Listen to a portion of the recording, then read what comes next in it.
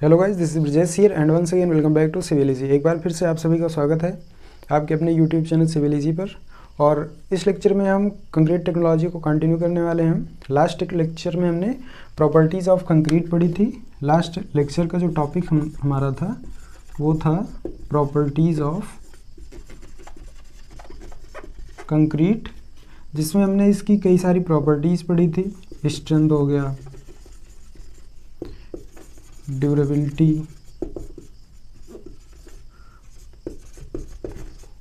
Workability and consistency.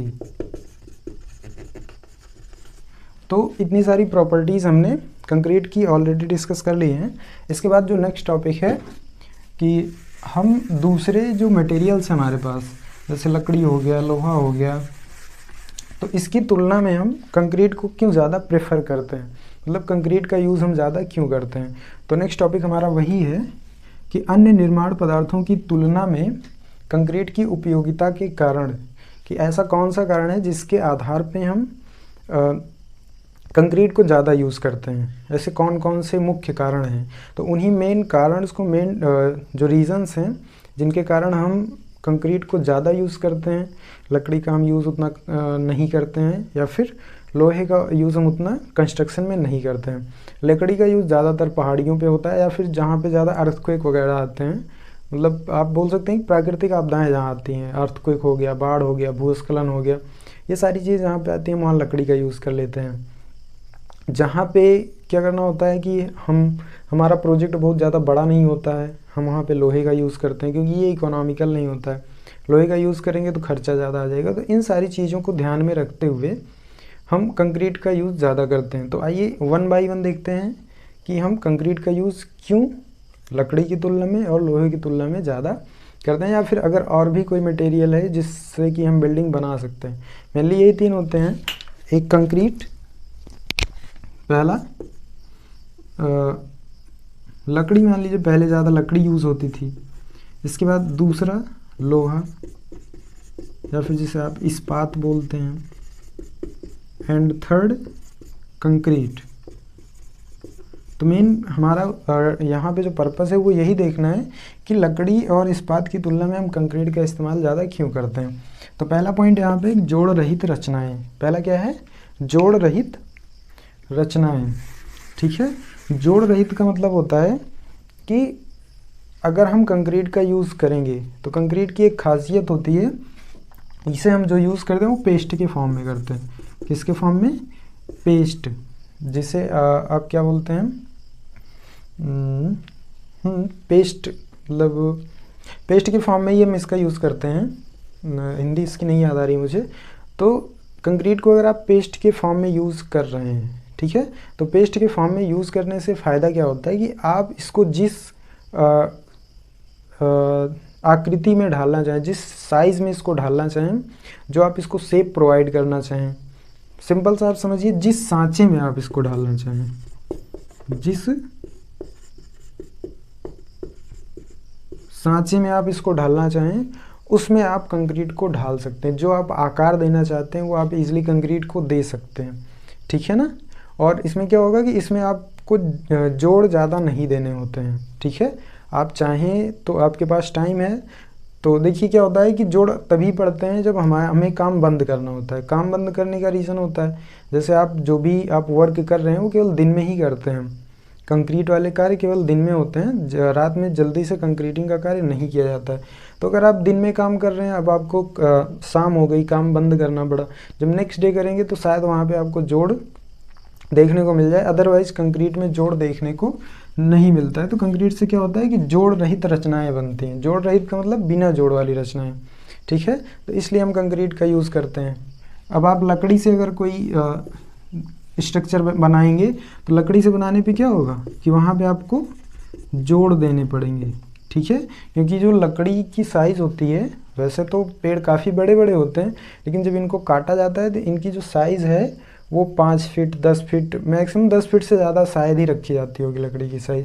तो क्या होगा, अगर आपको बड़ा स्ट्रक्चर बनाना है तो आपको 10 फीट के बाद अगर बढ़ाना है, मान लीजिए एग्जांपल के तौर पे हमारे पास मैक्सिमम लेंथ की जो लकड़ियाँ हैं वो 10 फीट की हैं, उसके आगे जब आपको स्ट्रक्चर को और लंबाई देनी है तो क्या करना पड़ेगा, उसमें जोड़ प्रोवाइड करने पड़ेंगे। तो इसलिए जॉइंट्स लेस हम रचनाएं बना सकते हैं। दूसरा क्या है, इसमें कुछ विशेष गुण होते हैं। विशेष गुण जैसे जल रोधकता होता है। लकड़ी से अगर हम इसकी कंपेयर करें तो लकड़ी में पोर्स पाए जाते हैं, छिद्र पाए जाते हैं, ठीक है। लकड़ी में छिद्र पाए जाते हैं जिसकी वजह से अगर आप वो पानी के कांटेक्ट में आती है तो वो गीली हो जाती है, ठीक है। बट कंक्रीट के साथ ऐसा नहीं होता है। अगर इसकी सतह जो है वो चिकनी है, स्मूथ है, तब इस पे पानी नहीं रुकता है, ना तो ये पानी सोखती है, ठीक है। ये तो लकड़ी से तुलना हो गई। अगर लोहे से तुलना करें तो लोहा भी पानी को नहीं सोखता है, बट उसमें दिक्कत क्या होती है कि लोहा जब पानी के कांटेक्ट में आता है तब उसमें कोरोजन लग जाता है। लोहे में क्या होता है, जंग लग जाती है, ठीक है, जिसे हम कोरोजन बोलते हैं, ठीक है ना। तो लोहे में जंग लग जाती है, क्लियर हुआ। तो इसलिए लोहे और लकड़ी की तुलना में ये जल रोधकता भी इसमें अच्छी होती है, क्लियर हुआ। इसके बाद है अग्निरोधकता। आप कंक्रीट में आग नहीं लगती है, ठीक है, इस बात को आप जानते हैं, ठीक है ना। लेकिन लकड़ी अगर आग के कांटेक्ट में आती है, अगर आपने लकड़ी से अपना घर बना रखा है, पहाड़ियों पे ज़्यादातर पहाड़ियों पे जहाँ पे ज़्यादा भूकंप आते हैं वहाँ पे लकड़ी के ही घर बनाए जाते हैं, ठीक है, क्योंकि पहाड़ियों पे कभी भी भूस्खलन हो सकता है। बारिश हुई, भूस्खलन हुआ, घर बह गया तो गिर जाता है। तो इससे क्या होता है कि आप दोबारा बनाना चाहेंगे तो कॉस्ट ज़्यादा आ जाएगी। तो लकड़ी से क्या होता है, लो कॉस्ट में घर बन जाता है, बट टिकाऊ नहीं होता है। तो इसीलिए लकड़ी से अगर आप घर बनाए हैं तो लकड़ी के घर में आग लगने के चांसेस ज़्यादा होते हैं, बट कंक्रीट में ऐसा नहीं होता, इसलिए कंक्रीट को हम ज़्यादा प्रेफर करते हैं, क्लियर हुआ। लोहे में आग नहीं लगती है, लेकिन क्या होता है, ये ऊष्मा को ट्रांसफ़र तेज़ी से करता है, ठीक है ना। मतलब अगर एक बार आग लग गई तो क्या होगा कि हीट ट्रांसफ़र इसमें लोहे में ज़्यादा तेज़ी से होता है। तो अग्निरोधकता भी कंक्रीट की कहीं ना कहीं बेटर होती है। टिकाऊपन की अगर हम बात करें तो कंक्रीट की जो नॉर्मल एज है वो हम 100 ईयर्स लेके चलते हैं। अगर इसकी मेंटेनेंस वगैरह ठीक ठाक है, मेंटेनेंस इन द सेंस अगर ये बना सही से है तो 100 साल तक इसमें जो हम मटेरियल्स का अनुपात लेते हैं, जो रेशियो लेते हैं, अगर वो सही है तो 100 ईयर्स हम नॉर्मल जो इसकी एज है वो लेके चलते हैं। तो टिकाऊपन भी इसमें अच्छा खासा होता है। बट लकड़ी अगर आप यूज़ कर रहे हैं, आप अगर लकड़ी का यूज़ कर रहे हैं या लोहे का यूज़ कर रहे हैं तो इनकी एज उतनी ज़्यादा नहीं होती है, ठीक है ना। तो टिकाऊपन भी बढ़िया होता है। इसके अलावा भी कई सारी प्रॉपर्टीज़ हैं। तो भी कुछ विशेष गुण हो गए जिनके वजह से हम कंक्रीट को ज़्यादा प्रेफर करते हैं, ना कि लकड़ी या फिर लोहे को। इसके बाद है अनुरक्षण व्यय। अनुरक्षण व्यय को बोला जाता है मेंटेनेंस कॉस्ट, ठीक है। जैसे मान लीजिए आपने लोहे का कुछ भी लोहे का घर बना रखा है, तो लोहे में क्या होता है, टाइम के साथ साथ इसमें अगर पानी के कांटेक्ट में नहीं भी आता है तो हवा में क्या होता है, नमी पाई जाती है। ये हवा के कांटेक्ट में तो रेगुलर आता है, हवा के कांटेक्ट में रेगुलर आएगा तो एक टाइम ड्यूरेशन के बाद इसमें जंग लग जाता है, और जंग लगने के बाद जहाँ पे जॉइंट्स होते हैं वहाँ से इसके टूटने के चांसेस ज़्यादा होते हैं, ठीक है। लोहे के घर की बात हम कर रहे हैं, लोहे का अगर स्ट्रक्चर है तो, ठीक है।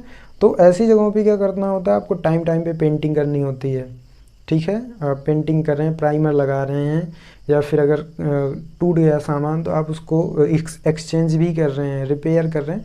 तो इससे क्या होता है, आपका बीच बीच में 2 साल 3 साल 5 साल पे या फिर 10 साल पे मान लेते हैं, 5 साल पे आपको पेंटिंग वगैरह तो करनी ही पड़ती है। तो क्या होता है, इससे मेंटेनेंस कॉस्ट बढ़ता है, ठीक है। बट कंक्रीट में ऐसा नहीं होता है। कंक्रीट से आपने छत की ढलाई कर दी तो आपको ऐसा नहीं कि अब छत में जंग लगेगा या फिर आपको छत की पेंटिंग बार बार करनी है। तो ऐसी सारी कंडीशंस नहीं होती हैं कंक्रीट के साथ, ठीक है। तो कंक्रीट का जो मेंटेनेंस कॉस्ट है ये भी कम आता है। वहीं पे लकड़ी से तुलना की जाए तो लकड़ी भी क्या होती है, एक टाइम इसका भी एज होता है, एक एज के बाद लकड़ी के स्ट्रक्चर भी ख़राब होने लगते हैं। तो क्या होता है, आपको अगर कोई पार्ट ख़राब हुआ तो उसको एक्सचेंज करना है। तो इससे क्या होता है कि लकड़ी को अगर आपको कीट दीमक से बचाना है तो उसके लिए भी आप पेंटिंग वगैरह करते हैं, ठीक है ना। तो इससे मेंटेनेंस कॉस्ट बढ़ता है। बट कंक्रीट में ये सारे खर्चे आपको नहीं करने होते। इन्हीं से रिलेट करता हुआ नेक्स्ट पॉइंट है क्या है कि कंक्रीट मितव्ययी होती है। कंक्रीट को क्या बोला इन्होंने, मितव्ययी होती है, इकोनॉमिकल होती है। इकोनॉमिकल ऐसे ही होगी, लकड़ी है, लकड़ी आपको महंगी मिलती है, ठीक है। जैसे ऑन एन एवरेज जो रेट चल रहा है मार्केट का, वो नॉर्मल लकड़ियाँ जो होती हैं जिनको हम ईंधन के रूप में यूज़ करते हैं, ये तो थोड़ा सस्ती मिल जाती हैं, बट जो कंस्ट्रक्शन से रिलेटेड लकड़ियाँ होती हैं, टिम्बर वगैरह, ये क्या होते हैं, महंगे मिलते हैं, ठीक है ना।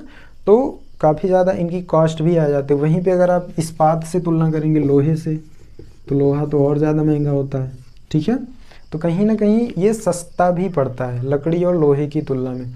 इनके बाद नेक्स्ट पॉइंट है उपलब्धता।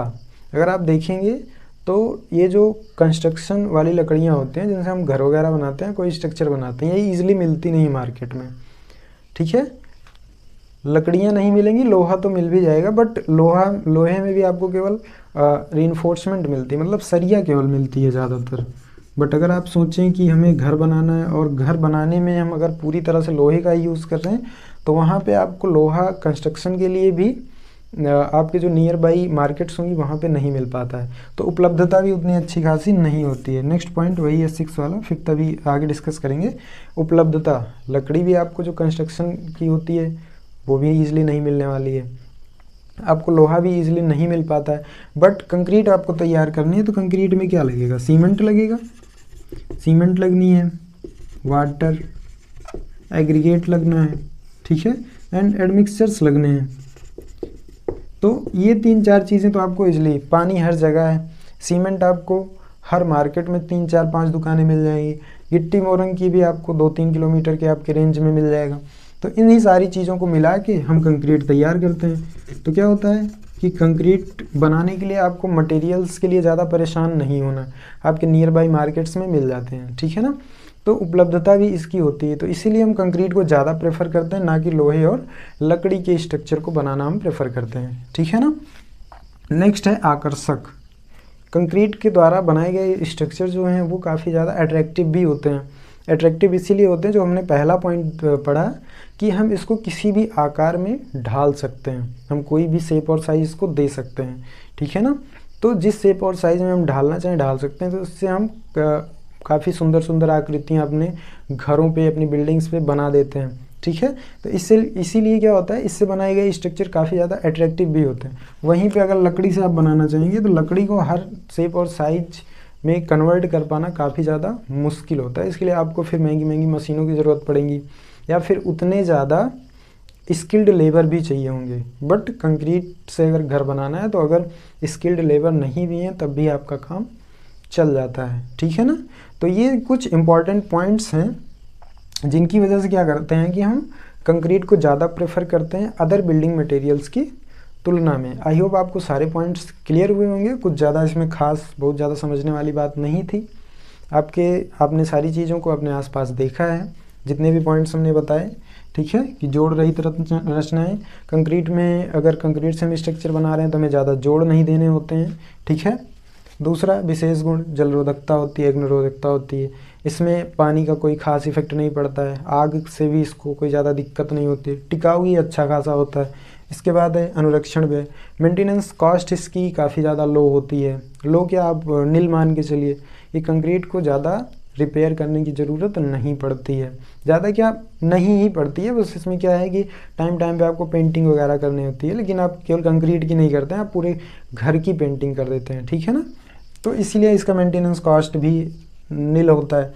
फिर है मितव्ययी, इकोनॉमिकल होता है। इकोनॉमिकल कैसे होता है, बताया हमने आपको कि लकड़ी हो गए, लोहे हो गए, कंस्ट्रक्शन नॉर्मल लकड़ियाँ आपको मिल जाएंगी जो आप ईंधन के रूप में यूज़ करते हैं, ठीक है।